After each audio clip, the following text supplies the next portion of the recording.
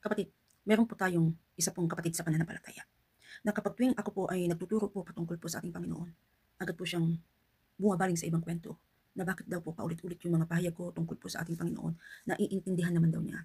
At ang kanya pong pananampalataya po ay mula daw po sa puso at yung sinasamba daw po niya ay Diyos. At nakikita naman daw ng mga mananampalataya na ang kanilang sekta ay lumalago. Yung po yung sekta ng Katoliko. Lumalago daw po sila.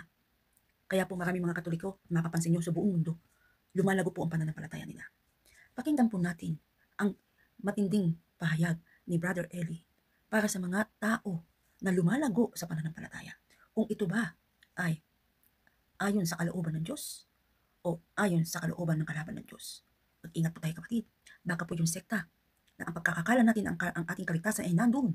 Yung pala ay hindi pala turo ng Diyos, kung hindi turo ng tao lang. Mas maganda panoorin natin ang sinasabi po ng isa nating kapatid sa pananampalataya para magising po yung mga tao na natutulog at hindi nila maunawaan na kanilang napakinggan. Kailangan po mapakinggan nila ito para ngayon pa man may panahon pa para po sila ay magbagong buhay para po sa ikaliligtas ng kanilang mga kaluluwa. Tara, panoorin natin. Hindi tumitino ang Pilipinas dahil ang Diyos dito, bato at kahoy.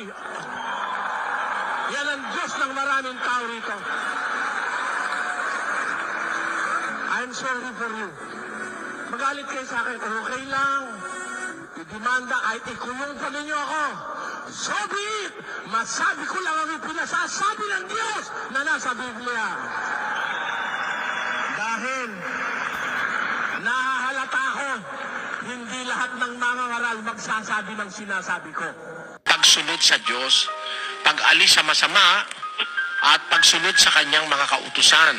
Basahin natin ang Kawikaan 1:23. Magsibalik kayo sa aking saway. Narito, ating ibubuhos ang aking espiritu sa inyo at ipakikilala ko sa inyo ang aking mga salita. Ayon, magsibalik ang wika kayo sa aking saway, sabi ng Diyos.